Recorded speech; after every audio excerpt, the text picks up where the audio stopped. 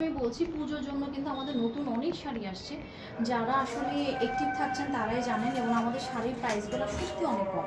যেমন এই মহেশ্বরীটা না হলেও 4,500 টাকা দিতেই পারতাম, সত্যি কথা যেটা।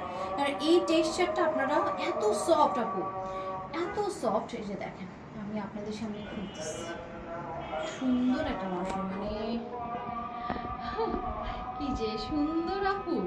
এটা ব্লাউজ পিসটা আছে যা সুন্দর জিগজ্যাকের উপরে, আর এটার যে কাতানের পার, জাস্ট একটা শাড়ি রাখতে মন চাবে জানেন, এত সুন্দর এই শাড়িটা। আপনাদের সামনে কিন্তু খোলা হলো। এটা মহেশ্বরীর। ওয়াও, শাড়িটা তো অনেক সুন্দর, এই শাড়িটা অনেক সুন্দর, আচ্ছা অনেক সুন্দর শাড়ি, শাড়িটা অনেক সুন্দর। আমি জানি না যে কয়জন আপু এই পাড়ের মতো পুরোটা উইভিং করা, হ্যাঁ আজান দিচ্ছে তো, পুরোটা আপু দেখেন কোনো সুতা উঠে টুঠে যাবে না, যে চুরি টুরি লাগলে উঠে যাবে, দেখেন পেটানো।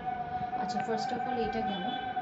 এই শাড়িটা রাখার চেষ্টা করেন, কারণ যে প্রাইস দিচ্ছি আমি একদম খুশি হয়ে যাবেন, কিন্তু শাড়ি কোয়ান্টিটি না।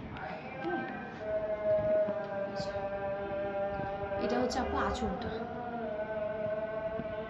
অদ্ভুত সুন্দর তো,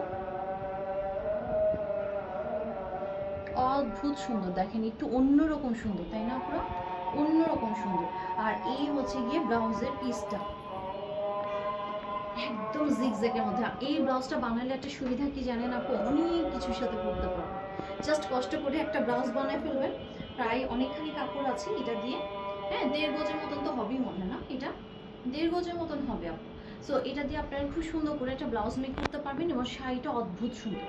এই শাড়িটা চোখ বন্ধ করে 4,500 টাকা দেওয়া যায়, হ্যাঁ। কিন্তু